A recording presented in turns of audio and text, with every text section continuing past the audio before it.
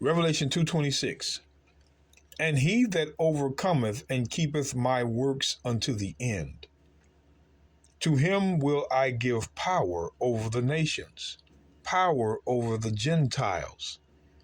So whosoever among who he's talking to overcomes and keepeth his works unto the end, to him will he give power over the Gentiles.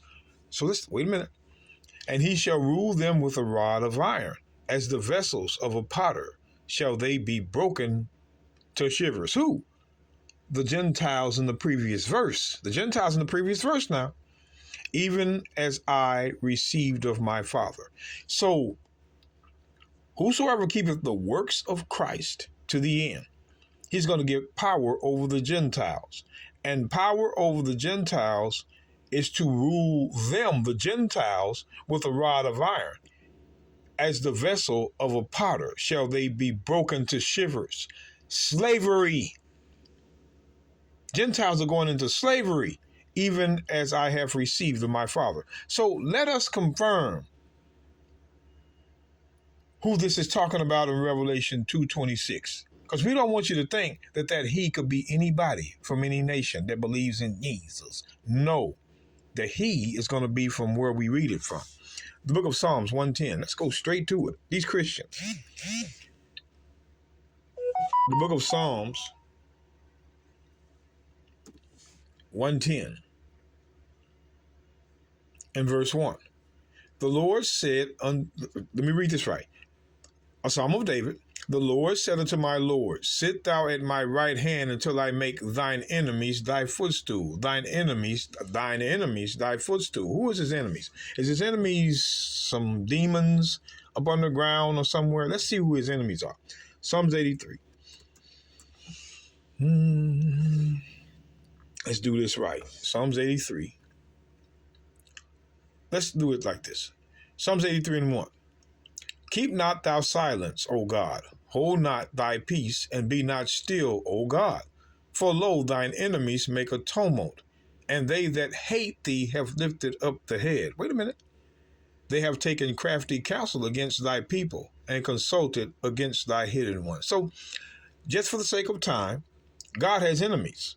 For lo, thine enemies. Let's see who his enemies are. In order to find that out, let's drop down the tabernacles of Edom. And the Ishmaelites and Moab and the Hagarenes, Gebal and Ammon and Amalek, the Philistines, with the inhabitants of Tyre. See, God's enemies are nations. God's enemies are nations of people. Christians don't want to teach you that, but God's enemies are nations. Gentiles, to be specific. So when we go back to Psalms 110, Psalms 110, and verse 1. The Lord said unto my Lord, sit thou at my right hand until I make thine enemies, which are the Gentiles, thy footstool. The Lord shall send the rod of thy strength out of Zion. Rule thou in the midst of the Gentiles, his enemies. Thy people, shall be willing in the day of thy power. Hold on. In the day of the Lord's power, his people shall be willing. So for the record, who is his people that is going to be willing in the day of his power? The book of Psalm 77. Who is his people? I got to let y'all, because the ignorant Christian will try to make you believe anybody that believes in the Old Testament is his people. No, we're going to read the verse, Psalm 77:15. It says, Thou hast with thine arm redeemed thy people, the sons of Jacob and Joseph. Joseph is Ephraim and Manasseh. So the sons of Jacob and Joseph is thy people. All nations, anybody from wherever, was not his people. Thy people is Israel. Let's drop Psalms 85. Psalms 85, real quick. Psalms 85. Verse 1. To the chief musician, a psalm of the sons of Korah. Lord, thou hast been favorable unto thy land. Thou hast brought back the captivity of Jacob. Thou hast forgiven the iniquity of thy people. Thou hast covered all their sins. Thy people is Jacob. So when it says in the book of Psalms, well, let's go back because I want you to look. Psalms 110, verse 3. It says, thy people shall be willing in the day of thy power. That's who's going to share power with Christ. Israel alone. His power is ruling in the midst of his enemies, breaking them, like it says in Revelation chapter 2, verse 26 and 27. Making it clear. So thy people shall be willing in the day of thy power.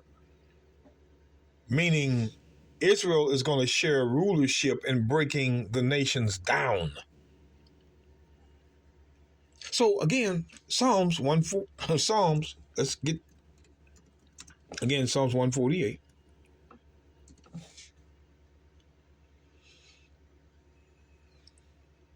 Verse 14. He also exalted the horn of his people, the praise of all his saints, even of the children of Israel. The children of Israel is his saints. The children of Israel are the saints of the Lord. You can see it. A people near unto him, praise ye the Lord. Psalms 149, verse 1. Praise ye the Lord, sing unto the Lord a new song, and his praise in the congregation of the saints. Who are the saints?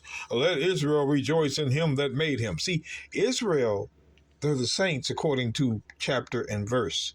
Anybody from any nation that believes in Jesus is not a saint. That's screwed up theology these Caucasians done made up. The children of Israel are the saints. So when I go to Revelation 5.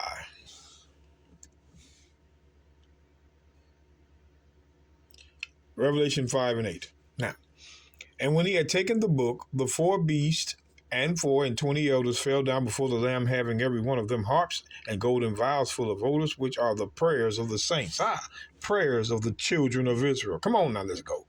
And they are the children of Israel. They're the only saints. Only saints. They can't prove it, brothers and sisters. We know by chapter and verse the saints are the children of Israel. And they sung a new song, saying, Thou art worthy to take the book and to open the seals thereof. For thou wast slain, and thou hast redeemed us. The us is the saints in verse 8. God did not redeem all nations, all people. He redeemed his saints, the children of Israel, and has redeemed us to God by thy blood out of every kindred and tongue and people and nation. They were those that were in Revelation 7 and 9. See, the Christians like to skip how they were saved and then just show how they appeared before the throne. No, the saints, the children of Israel, were redeemed to God by the blood of Christ out of every kindred and tongue and people and nation. That was salvation there. And when they get this salvation, pay attention. And has made us is the saints in verse 8. Only us is the saints in verse 8.